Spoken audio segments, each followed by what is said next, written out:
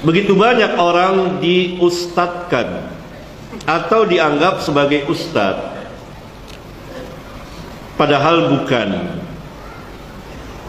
Tidak pandai berbahasa Arab, dan sebagian tidak bisa sama sekali. Bagaimana hal ini bisa terjadi tanpa diketahui, dan bagaimana solusinya?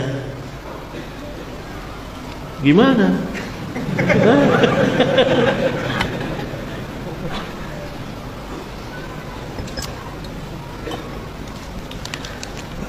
Ya, ada kursus jadi mubalik ya, 3 bulan ceramah. Ada orang-orang duduk di majelis gini-gini, lalu menghafal 1, 2, baca kitab, jadi terkenal jadi ustaz. Kenapa? Bagaimana hal ini bisa terjadi tanpa diketahui? Ya jelas, karena yang mereka bicarakan pertama ceramah.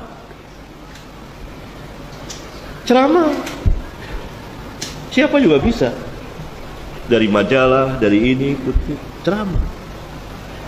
Mereka tidak berbicara tentang ilmu, sehingga tidak kelihatan ketidaktahuannya. Bahasanya tidak kelihatan, ilmu-ilmu yang lainnya tidak kelihatan, karena tidak masuk ke ranah itu, pembicaraan itu. Itu pertama, ceramah. Yang kedua, ada sedikit peningkatan, mengajar, tapi mengajar dengan sistem ceramah biasa. Ya, ada kitab, dan sudah ada tersedia instan. Paham antum instan? Mudah. Ini agak lebih keren dari yang pertama, tetapi lebih tadlis.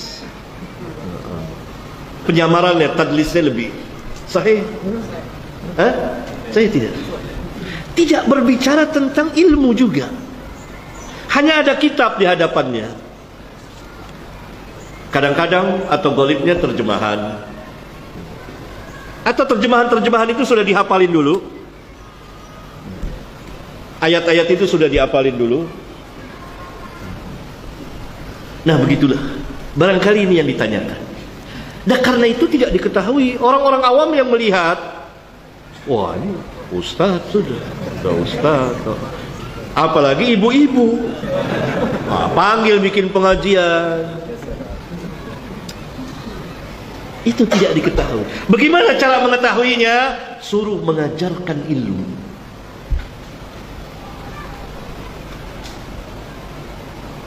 Kalau seseorang dia tidak pandai tajwid, ilmu tajwid lah ya, tajwid,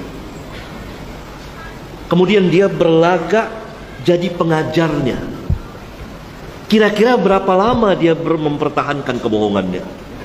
Lama atau sebentar? Pintar kan? Jelas tidak diketahui. Kenapa jelas? Karena yang dibicarakan jelas. Paham antum?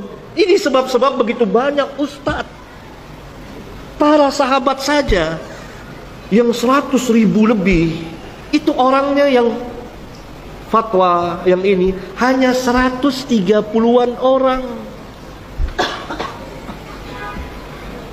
130-an. Dari 130-an itu yang sering berfatwa mungkin hanya 7, 6 kurang lebih gitu, tidak sampai lengkap. Salah yang ahli, karena Islam ini ilmu. Coba orang-orang itu suruh ngajar, baru ketahuan itulah ilmu dalam Islam. Tapi kalau ceramah atau tadi yang model kelompok kedua lebih keren lagi, ada kitab, apalagi kitabnya atas nama Ahlus Sunnah, kitab salaf, duduk, tapi dia tidak punya ilmu, atau dengar dari ceramah yang lain atau apa, itu tidak akan diketahui. Orang awam akan anggap ini ustaz. Itu sebab bagaimana hal ini bisa terjadi tanpa diketahui. Ya jelas karena ilmunya tidak tampak.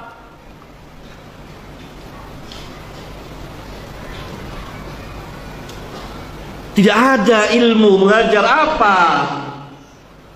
Kalau antum model yang pertama atau kedua, antum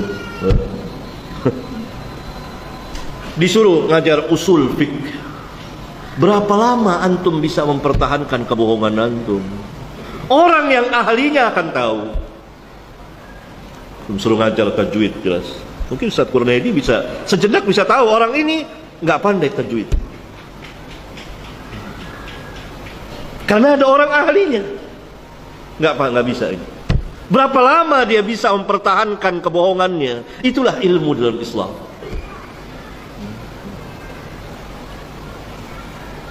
Tapi kalau orang yang ahlinya, Ustaz Kurnaidi suruh ngajar tajwid atau apa yang berkaitan dengan itu, cakep, tambah kelihatan. Oh ilmu, itu ilmu. Itu ilmu. Tapi kalau mulai ceramah, khutbah, atau tadi yang kedua lebih keren lagi, pakai ya sekedar ada di depannya kitab, gitu. Apalagi sudah ada syakel, itu tidak tambah nggak kelihatan itu. Hanya Ustaz. Mulai lihat masuk di apa namanya nih? YouTube, Bu, ya kan? Masuk di YouTube.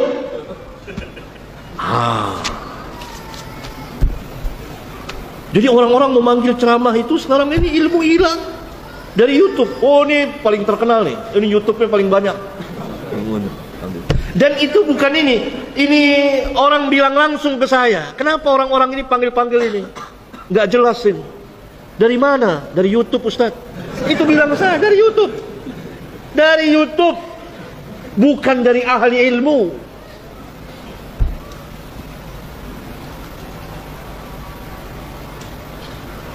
Syekh Muhammad Rashid Ridha rahimahullah ta'ala pernah mengutus orang alim besar, mengutus Syekh Taqiyuddin Al-Hilali, orang alim besar juga, kepada Malik Abdul Aziz rahimahullah ta'ala, Raja Saudi. Syekh menulis bahwa yang datang kepada antum ini adalah sebaik-baik orang. Lihat, ditazkiyah oleh siapa? YouTube apa ahli ilmu? Ahli ilmu, bukan YouTube. Syekhnya bukan YouTube. Rashid Ridha mentazkiyah Taqiyuddin Al-Hilali agar diterima oleh Malik Abdul Aziz. Ini sebaik-baik orang yang datang kepada antum. Sekarang lihat YouTube, ceramah direkam. Itulah sebabnya tidak diketahui.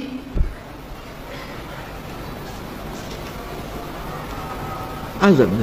Ya Allah. Ya. Ini saya belum jawab lagi yang lain. Jadi pengajaran ilmu harus ilmu. Bagaimana solusinya? Mereka harus berhenti. Gak boleh jadi ustaz.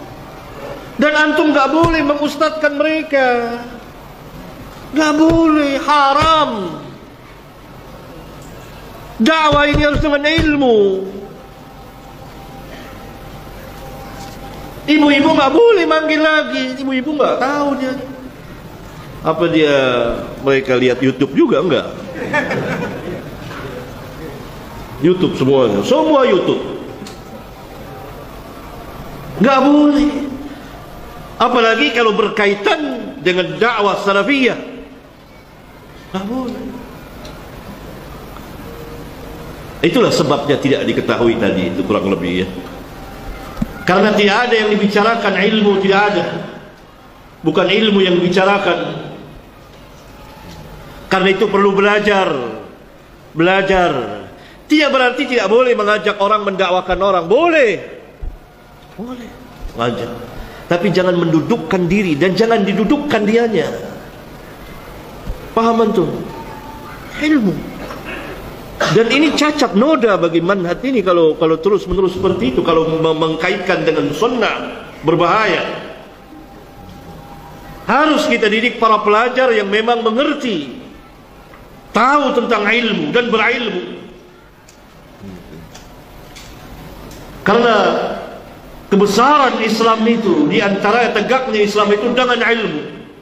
Dan karena itu Nabi SAW membedakan antara orang yang alim dengan khutbah. Beda. Tidak bisa saya lanjutkan karena azan. Barangkali pada pertemuan yang akan datang